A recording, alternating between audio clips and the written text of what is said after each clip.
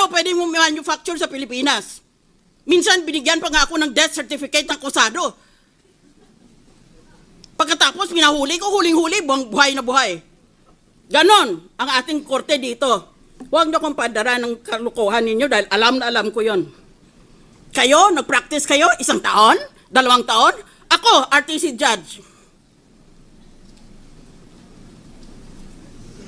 Why would a suspected criminal leave his calling cards at the scene of the crime?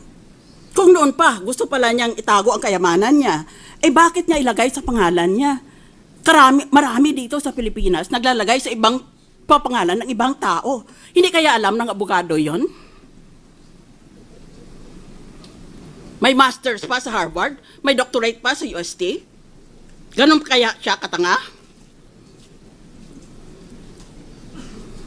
Assuming for the sake of argument that there is a preponderance of evidence for the prosecution, the preponderance is not overwhelming. Yan ang Ingles. Hinada ko para sa 2 minutes ko. Wala pala kaming limitasyon.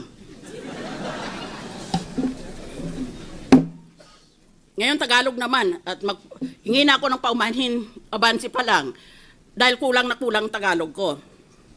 Unang punto, kung matalo ang Chief Justice dito, di ang ibig sabihin pala, ang mga nananalo ay mga honest na tao. Dahil kinundina nila dahil corrupt yung taong yon.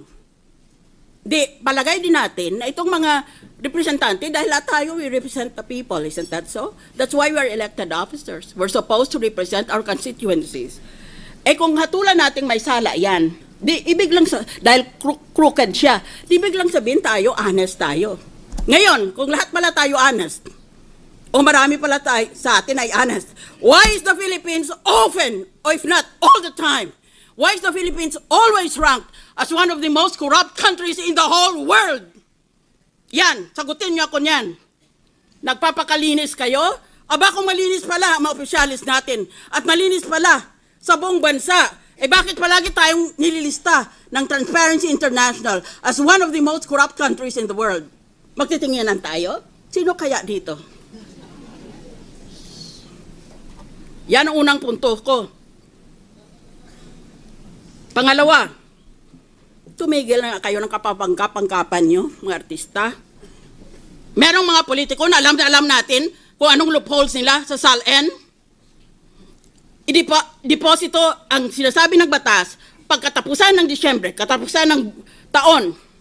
Magdeklara ka kung magkanong pera mo sa bangko. Hindi ba gini-withdraw nila pera nila sa buwan na Nobyembre o Disyembre para pag naglagay sila, pag nag-file sila ng SALN nila, wala nga silang deposito.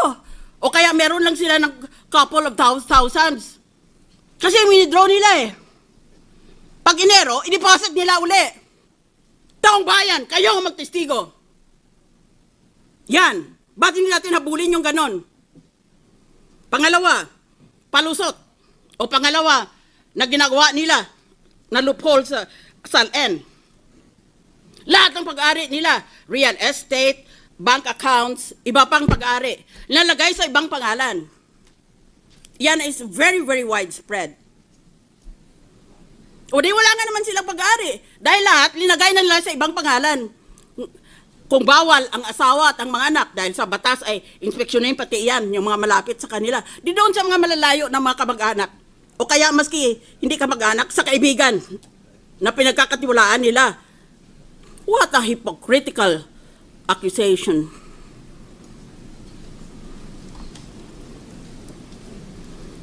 That is the problem with this country. We're all for honest government, and yet the world condemns us as one of the most corrupt countries in the world. That's why it is difficult to win in any international election, in any international campaign, because the Philippines, among others, has a reputation of being a corrupt country. Isip ng iba, kung corrupt ang bayan na yan, walang matinong lalabas dyan. Walang matinong ibubunga yan.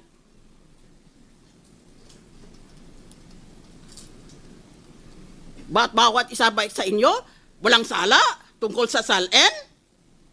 Bigyan nyo ako ng isa pang buhay. Panginoon, bigyan mo ako ng isa pang buhay at imbestigahin ko lahat. Isa-isa. Dito sa Senado at sa House of Representatives. Tignan natin. Pati sarili ko, imbestigahin ko.